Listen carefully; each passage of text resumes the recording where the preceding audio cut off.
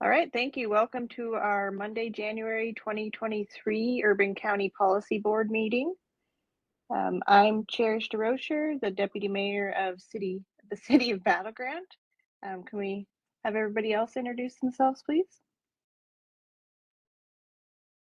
And Emily, just for order purposes, why don't you call out the names based on the list that you see, and then we'll call out. We can start with Jim Hodges. Jim Hodges, City of Camas.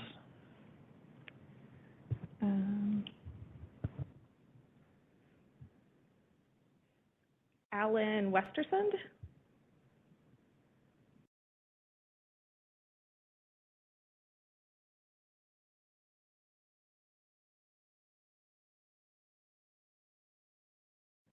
Tracy Coleman.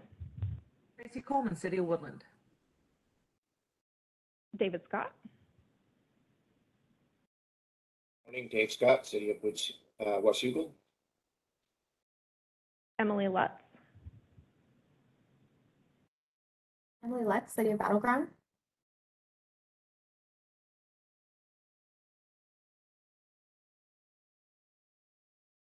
John McDonough. Good morning, John McDonough, the Greater Vancouver Chamber. Katie Ulrich. Good morning, this is Katie Ulrich with Proud Ground. Jeannie Chef. Jeannie Chef, HUD.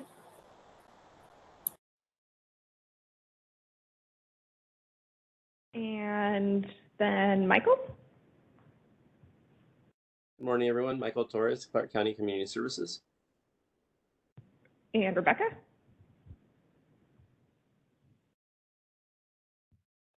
Good morning, Rebecca Royce, Clark County. And Janet. Janet, Clark County. And I'm Emily Langston with Clark County. Did I miss anyone else?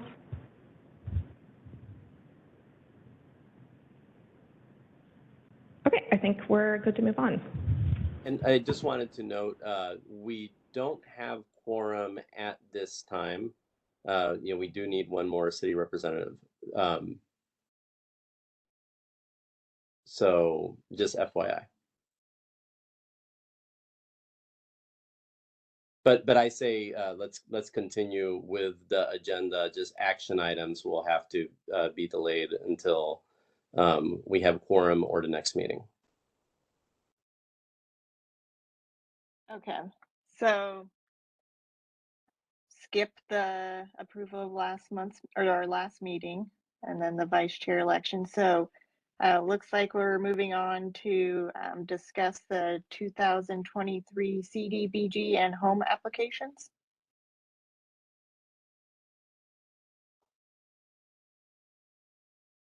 Correct, Emily, go ahead. Yeah, okay, sorry about that.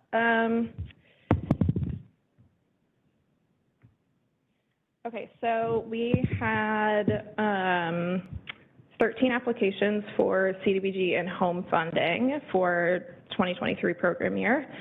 From the city of Ridgefield, we have a street improvement project on Hall and Elm Streets. City of Battle Grande, we have a sidewalk project on Northeast First. From the city of Camas, we have a street improvement project on Northwest Benton Street. And the city of Washougal has submitted a parks improvement project, including a basketball court and some other improvements. For asset and economic development applications, we have a business assistance program from the Greater Vancouver Chamber. We have the Latinx business assistance, business technical assistance program from the Hispanic Chamber. We have a micro enterprise assistance program from Micro Enterprise Services of Oregon, and we have a home ownership assistance home buyer program with the land trust model from Proud Ground. And for our affordable housing and homelessness applications this year, we have TBRA applications from Janus Youth, Lifeline Connections, Share, and Partners in Careers. And then we have a market rate unit acquisition project from Second Step Housing. And same as last year, we're expecting about $1.5 million in CDBG and about $550,000 home funds available. And those are just estimates right now, but that's our best guess.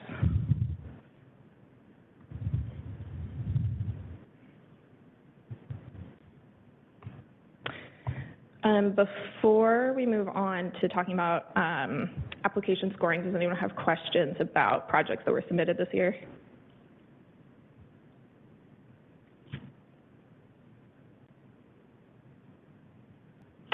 Okay. Where are we at now? We are, I think, ready to talk about application scoring in Neighborly, if we're good to move on to that. Okay. Okay, so same as last year, everyone will be getting a link to score each application. Those are going to come in as individual emails. So when I send those out, you're going to get a little bit spammed by Neighborly. They're going to all look like automated emails, and each one will have a link directly to the application to go in there and score. You can also just go into Neighborly, and on your dashboard, you'll see each of the applications. And you can just click each one to open it up and start the scoring process. So you'll see here is you'll see the program, and this will be the submitting agency right here. And then you just click this little entering a door icon to go in and score it. And then when you have finished scoring, it'll show up here as the score that you gave, and it will no longer say applications awaiting score. It'll be moved down here to completed scoring. If anybody has any issues getting into Neighborly, if you think you're missing an application you should have, anything like that, just shoot me an email and we can troubleshoot that. So then when you're in this is once you open up each case. So once you've hit your little door here to go in and score, you'll have a panel on the left-hand side to click complete scoring. And then that's when you're going to kind of enter in, and you'll see each section as you go through.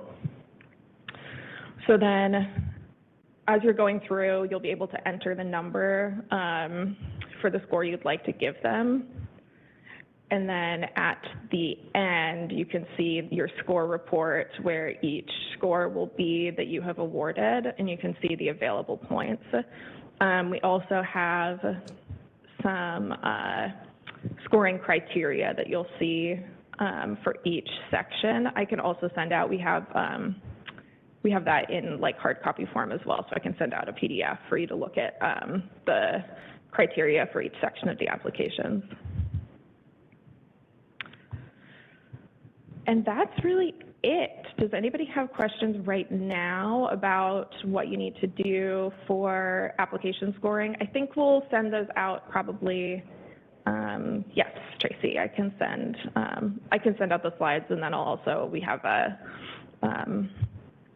have a document with some Neighborly directions in it as well that I can send. I think we're going to send these out in probably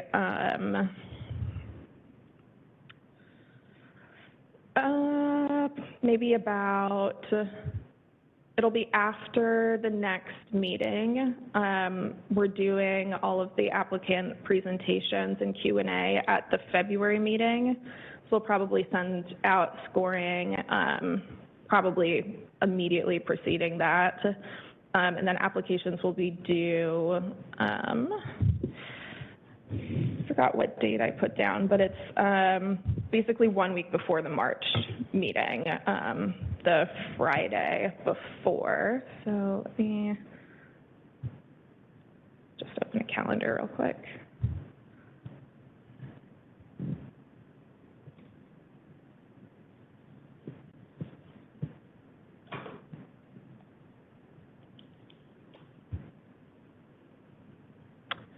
Okay, so the March meeting is going to be March 13th, so we'll have application scoring due, I guess by the 6th, we can say that Monday, application scores due by Monday the 6th. And then that will give staff time to review all of your scores, aggregate them, and then do the objective scoring for things like match and the other objective things. And then we'll have all of those scores ready for the meeting on March 13th to talk about outcomes of those and which projects you want to recommend for funding. So again, next meeting is going to be February 13th. We'll send out neighborly applications right after that. And then you'll have about 3 weeks until March 6th to finish the scores.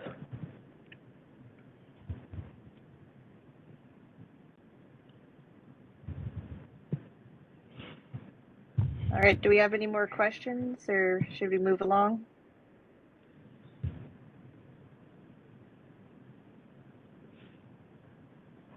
Sounds like we can move on. Okay, so are we at the, give us an update on the home, is it ARP update? Yeah, the home ARP update. ARP, so, okay. Yeah, or home ARP, it's, Okay. you know, either way, it's an acronym. So our Clark County, our home ARP plan, allocation plan has been approved by HUD. That was allocations that were reviewed by the board last spring for affordable housing projects. So that's now been approved. The providers who are expecting home ARP contracts will start seeing those come through pretty soon here. TBR programs are going to be able to begin this month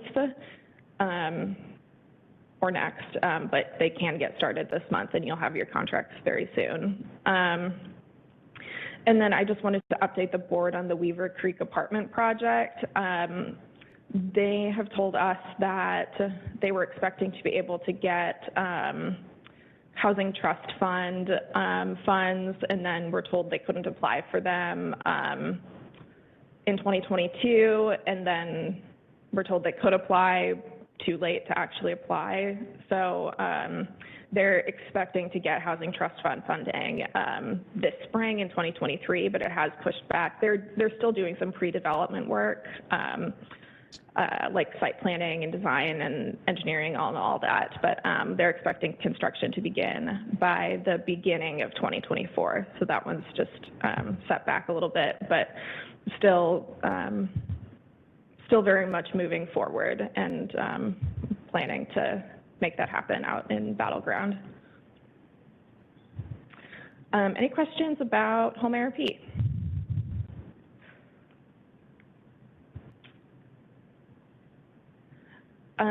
Michael or Rebecca, do you have any other program updates?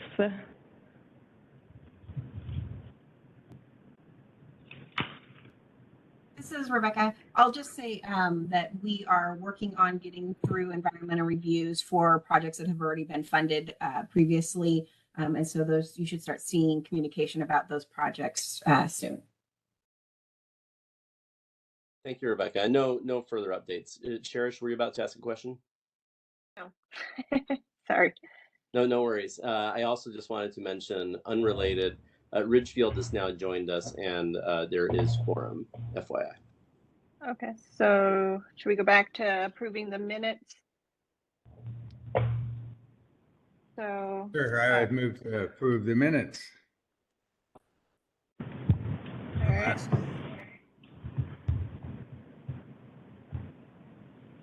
Do we need a second? I'll second. Dave Scott. All right, all in favor? Aye. Aye. Aye. Aye. Aye. Any opposed? Okay. Sounds like it carries. It looks like we also need to select the chair and vice chair. Well, now that Ron's here, I don't know, maybe we don't need to carry it over to the next meeting. Right, and just FYI, we don't have to select the chair. The council representative will be the chair, and the Clark County Council is not. That's the reason we don't have a Clark County councilor right now, is they have not assigned. They haven't made those assignments yet. I'm hopeful that by the next UCPB meeting, we will have a chair assigned, and we'll have a councilor here. Okay, so we can just postpone the vice chair then too for the next meeting? There is quorum, so it really is up to the Okay. County Policy Board. Does anybody want to nominate somebody for the vice chair position for 2023? Well, I would nominate Cherish. Second that. All right. You're doing a good job. Well, thank you. All right, I guess we need to take a vote. All in favor? Aye. Aye. Aye. Any opposed? Here it is, unanimous. All right. Looks like I'm it. Okay, so looks like we can move along. Are we at the draft 2023 annual work plan update or annual work plan? Yeah, we are. So I will just give you all kind of a brief overview of, this is really the skeleton of what to expect over the next year. And if there's anything that any board members would like to add to any of these months, you can feel free to make that recommendation. If there's any presentations or trainings or info sessions that you specifically want to ask for, definitely just, you can let me know now or let me know later, and we'd be happy to add those on. But just to give you an overview right now of what we're looking at for 2023, obviously we're at our January meeting right now. So overview of applications, neighborly training, work plan review, and then you'll get the July to September quarterly reports. The next meeting in February, this is going to be February 13th. We have a little bit of extra time in that meeting. So when you put that on your calendars, it'll be 9:30 to 11:30. And we expect that to be a pretty tight filling the minutes meeting with all of the applicant presentations and the tenant-based rental assistant programs. We'll have Q&A at that meeting. I did put on here, please get your application scores done by March 6th so that we can, again, open after the February meeting, but you'll be doing your scoring in February. At the March meeting, we will give you all an update on the funding expected from CDBG and home, if it's available. Last year, it came out a little bit later, so whenever we have that, you'll have that at your meeting, we'll tell you. But for now, March is when we're thinking that might be available. We'll also go over the October to December quarterly reports at that meeting. They would be ready for February, but that's a packed meeting, so we'll discuss that at the March meeting. And then April 10th to 15th is National Community Development Week. I'm not certain what the county is going to want to do for that, but I'll let you all know as we get a little bit closer and we have some time to think about if we want to do proclamations or anything with the cities. But yeah, I'll reach out again about that or talk about it at a future meeting. So then also at this March meeting, that's when we're discussing all of the scores that you gave to the applications. Staff will have aggregated those and ordered them for basically which applications based on numeric scoring would be recommended for funding. So you'll have a chance to have a discussion about that and then make funding awards at that meeting. So then over the next couple months after that, staff will be working on our 2023 action plan for CDBG and home for HUD. And that will go to the county council for approval before we submit it to HUD. So we'll give you an update on the action plan at the June meeting. We'll go over the January to March quarterly reports. And as we did this past year, we can bring in someone from the Council for the Homeless to discuss the point-in-time count and their Homeless Connect data, the point-in-time count for 2023. And then out to the fall, we can discuss outcomes from the CAPER. That will be basically the performance and outcomes and number of people served for the variety of programs from the 2022 program year, which ends in June of 2023. We'll go over quarterly reports, and then in October is when we release the 2024 request for applications again, and the cycle continues. So does anybody have questions, thoughts, things you would like to see added, anything like that? I'll just, I guess, open discussion.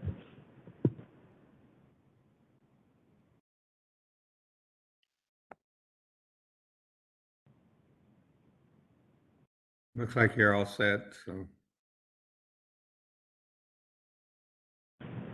Okay. We will go with this then, but again, this remains a draft. Things can change throughout the year, and definitely let me know if anything comes up that you want to discuss, and of course, we will add anything onto the schedule that comes up on our end that the board needs to have a discussion about or make a decision on.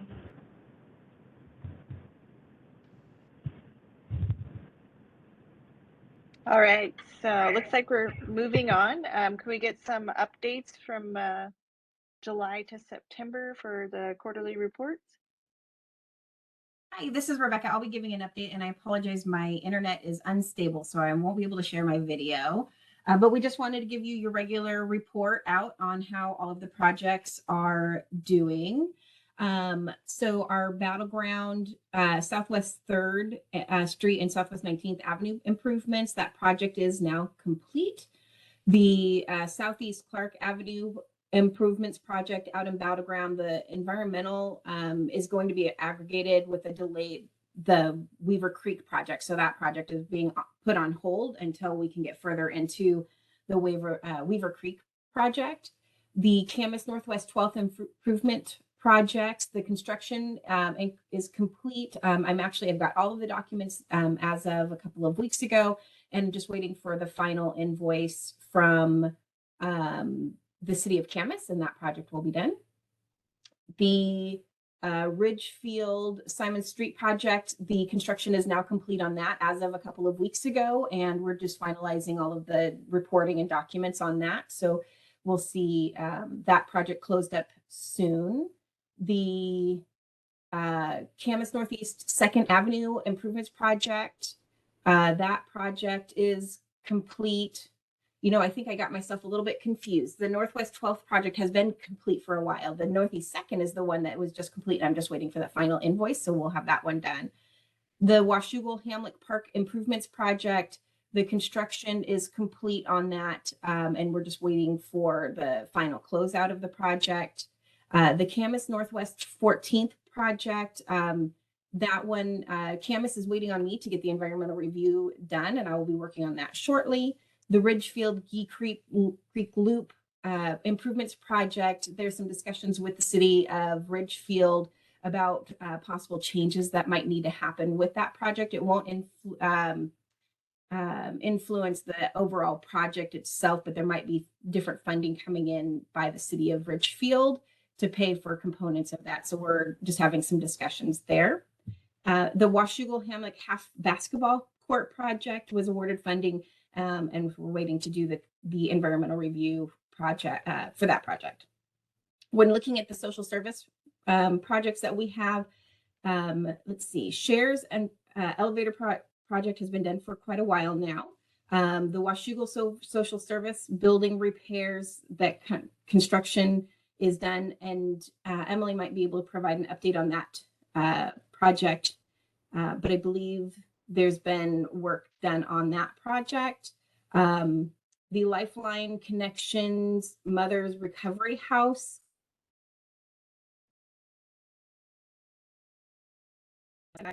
The New Heights Clinic, that's new construction for primary care. That project is still under discussion as far as meeting all of the permit requirements that are going on there. And it looks like Emily had to leave her desk, so I can't go on to the next slide, unfortunately. Overall, we find that most of our projects are on schedule, unless specifically noted, like the Southeast Clark Avenue project, due to specific issues that are going on. Oh, thank you, Emily. So our asset and economic development projects are all on schedule. The Hispanic Metropolitan Chamber assisted. They have new staff that were hired in September, and they're working with 10 clients right now. Mercy Corps Northwest Business IDA program has 21 clients that were served. The Proud Ground Homeownership Assistance program, there's one home purchased, and they are currently working with 2 other eligible buyers. So those will be hopefully completed soon. And then the 22 awards, they are just now starting here in with January contracts. Next slide. For the affordable housing funds, the Grand Boulevard, the Grand Pacific Apartments, that project is fully complete, and they've received their permanent certificate of occupancy. Mercy Housing project is also fully complete. You might have seen that one in the Columbian. They were talking about that project. It is now fully complete, and they are leasing up. The Central Park Place rehab is ongoing for that project. So they are working on the construction. And then the second step housing market rate unit acquisition project, they are looking for properties. And then all of our tenant-based rental assistance projects are ongoing. They have finished up their 2021 awards and are now starting on their 2022 awards. As Emily mentioned earlier, most of those are receiving home ARP funds, so they'll be starting this month. And that's all I have for the quarterly reports.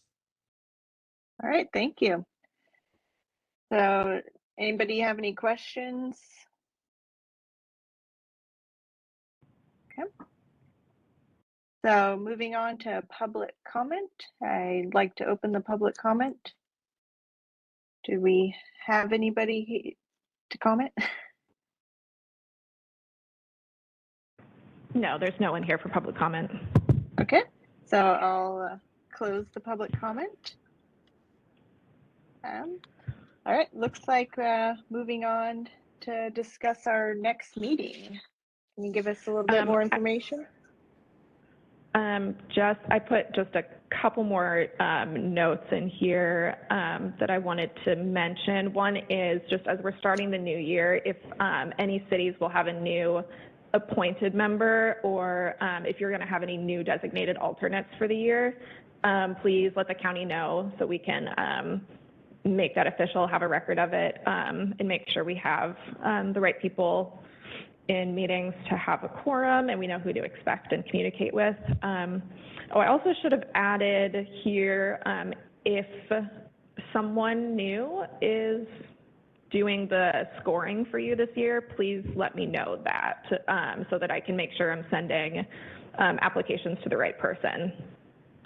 And then the other thing I wanted to mention is you all have probably realized that Councillor Olson is no longer the chair of the Urban County Policy Board. She was with us for several years, and I just want to let you all know that I'm going to be sending out just a little virtual thank you thing, and if you or one of your alternates or someone else wouldn't mind like putting your name on there and a little message, there'll also be an opportunity if you want to add like some pictures of projects that you've accomplished over the last several years, something like that, just to show our appreciation for her work over the last several years with the Urban County Policy Board. So that was it for my just kind of general comments. Michael, Rebecca, do you have any other just general stuff you wanted to add in? This is Michael, and not really. Earlier in this meeting, we had our new HUD representative. She introduced herself, Jeannie. I don't see her on right now. I was going to ask if she wanted just to say hi and introduce herself, but We do have a new HUD program officer out of Seattle. Emily, myself, and Rebecca met with her last week. I think it was last week. It all blurs. But we have good relations with HUD. A lot of communication going on that's funneled through Emily, and it's nice to see new HUD staff that will be working with us. I think this will be our 4th program officer in the past 7 years, so hopefully this person will hang around long.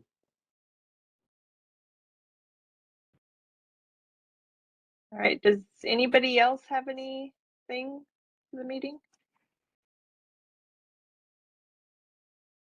No, I thank Cherish for stepping up. I apologize for being late. There's nothing I could do about it, but at least I got into this. So anyway, thank you, Cherish, for taking over. Appreciate that. You're welcome. Thank you. All right, so it looks like our next meeting is Monday, February 13th. Starts at 9:30 a.m. If there's nothing else, our meeting is adjourned. Thank you very much. Great. All right. Have a good week, everyone.